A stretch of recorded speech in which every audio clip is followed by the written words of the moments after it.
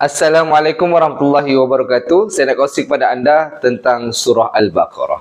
Surah Al-Baqarah bermaksud lembu betina. Dan surah ini merupakan surah yang kedua daripada 114 surah. Surah ini mempunyai 286 ayat dan merupakan surah Madaniyah. Kenapa surah ini dinamakan surah Al-Baqarah?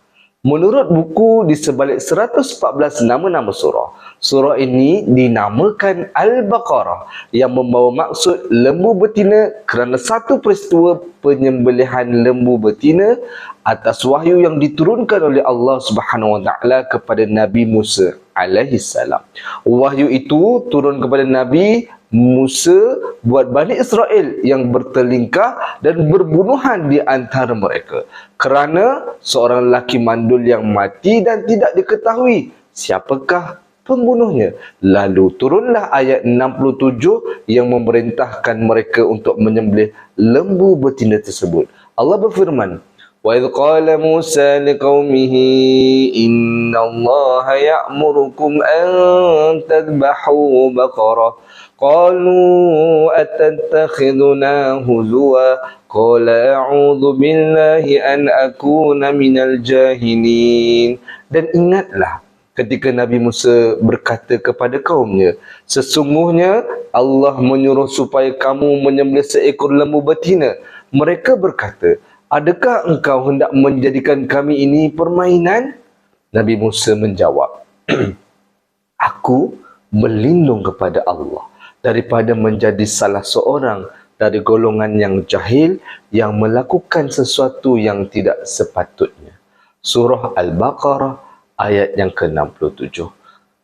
Setelah disembelih lembu tersebut, lalu bahagian lembu itu dipukul ke atas mayat dan hiduplah mayat tersebut serta mengisyaratkan atau menunjuk siapakah pembunuhnya yang sebenar. Lalu matilah lembu betina itu semula. Dan si pembunuh itu tidak mewarisi sedikit pun dari kekayaan lelaki tersebut. Dan itulah kisah disebut nama surah Al-Baqarah ini. Dan ayat ini menunjukkan bahawasanya kekuasaan Allah Subhanahu Wa Taala yang mampu menghidupkan manusia yang telah mati dan menunjukkan bahawa seseorang itu telah membunuh dan orang yang telah membunuh itu tidak boleh mewarisi harta orang yang dibunuhnya itu.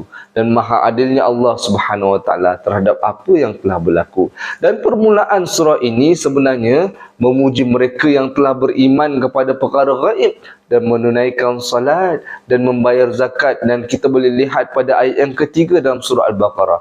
Dan maka surah Al-Baqarah ini berakhir dengan pujian sekali lagi kepada mereka yang kita boleh lihat pada ayat 285. Seolah-olah intipati terpenting surah ini untuk mendefinisikan mereka yang diberi nikmat pelbagai oleh Allah Subhanahu Taala seperti mana yang disebut dalam surah Al-Fatihah. Syekh Muta'wali Sya'rawi menyatakan surah ini bermula dengan perumpamaan Allah kepada mereka yang munafik dan kafir, maka surah ini berakhir pada ayat yang terakhir dengan doa agar dipelihara oleh Allah daripada orang kafir dan dibantu olehnya di atas mereka yang kafir. Oleh itu, ini menjelaskan pertembungan mukmin dan kafir sama ada secara terang-terangan atau secara bersembunyi akan berterusan sehinggalah hari kiamat. Dan inilah sedikit gambaran tentang surah Al-Baqarah yang membawa maksud lembu betina. Moga diberi kefahaman dalam usaha kita untuk memahami surah Al-Baqarah ini, insya-Allah.